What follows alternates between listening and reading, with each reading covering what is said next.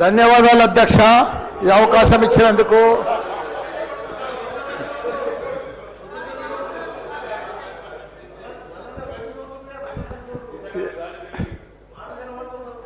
సరే, పెళ్ళికి వచ్చినా రాకున్నా కానీ ఒక అధ్యక్ష చాలా బాధాకరంగా ఉన్నది, చాలా ఇబ్బందికరంగా ఉన్నది. మా ఇన్ఛార్జ్ మంత్రి వల్లనే నాకు. ఎందుకంటే నేను సురువుల మా శ్రీధర్ బాబు మాకు ఇన్ఛార్జ్ వస్తా అంటే నాకు మంచి మిత్రుడు ఆయన. నాకు అప్పుడు ఆయన మంత్రి ఉన్నప్పుడు 2009లో నా కాలేజీలకు హెల్ప్ కూడా చేసిండు ఆయన. కానీ అట్లా వచ్చినందుకు ఇప్పుడు మళ్ళీ మాకు ఇన్ఛార్జ్ మంత్రి అయినందుకు చాలా హ్యాపీగా ఫీల్ అయినా. కాకపోతే ఇప్పుడు ఎంత బాధపడుతున్నా అంటే అంత బాధపడుతున్నా, భరించలేను ఆ బాధను.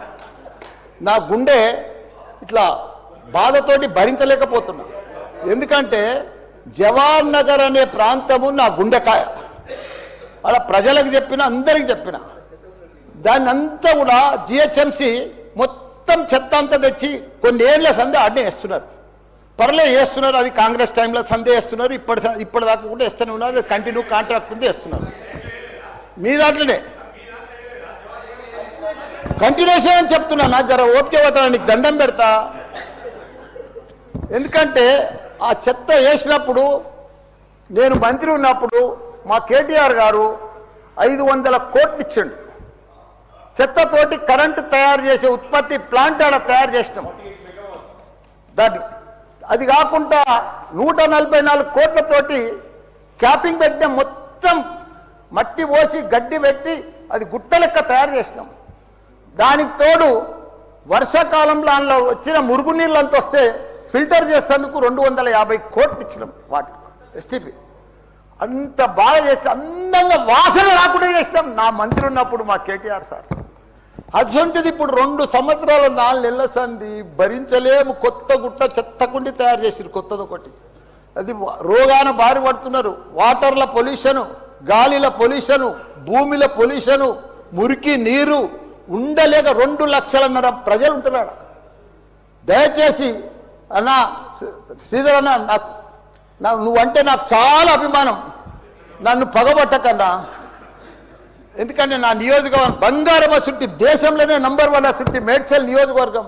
దాన్ని తుకుడలు అచలం కుతలం చేసేది దాన్ని. ఇప్పుడు దాన్ని 61 గ్రామాలు ఉంటే, 3 మున్సిపాలిటీ కార్పొరేషన్లు ఉండే, 7 మున్సిపాలిటీ ఉండే. దాన్ని తీసుకుపోయి మొత్తం జిహెచ్ఎంసీ చేసారు. ఇప్పుడు 16 వార్డులు చేసారు. దాన్ని ఒక మోరీలు లేవు, రోడ్లు లేవు, డ్రైనేజీలు లేవు, కరెంట్ స్తంభాలు లేవు, ఏమీ లేదు. ఇంకా మారుమూలు గ్రామాలే ఉన్నాయి, పెంకిటిల్లే ఉన్నాయి. దాన్ని తీసుకుపోయి జిహెచ్ఎంసీలో కలిపారు. హైదరాబాద్ మస్తు డెవలప్ అయింది. కానీ ఆ జిహెచ్ఎంసీలో కలిపినప్పుడు, దాంట్లో కలిపినప్పుడు దయచేసి స్పెషల్ కేటగిరీ కింద జిహెచ్ఎంసీ చెత్తంతా ఆడికే వస్తుంది.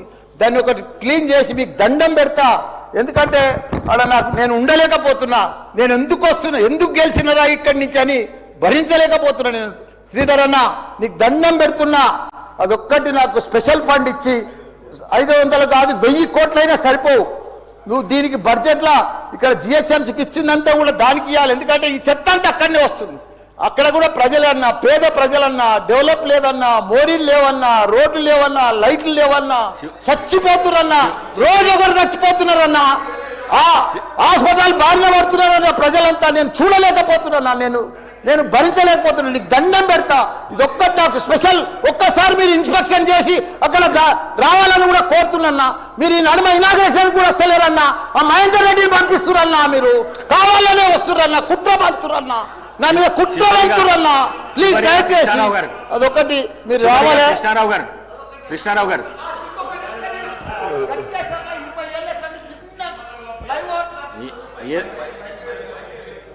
మైక్ లేకుండా సరే అన్న చెప్పేస్తా. చిన్న ఒకటే నిమిషం. చిన్న ఫ్లైఓవర్ 20 ఏళ్ళ సంది కడుతుండ్రు. డబ్బులు లేకపోతే కూడా నేను 2 కోట్లు బదులు ఇప్పించి ఆయన 90% కంప్లీట్ చేసిన. ఆయనకు 4 కోట్లు రావాలి. 3 చచ్చిపోయారు. వీడికి ఆ ఫ్లైఓవర్ బంద్ ఉన్నది గట్కేసర్లా. దయచేసి ఆ 4 కోట్లు రిలీజ్ చేపి అన్న, నీకు దండం పెడతా.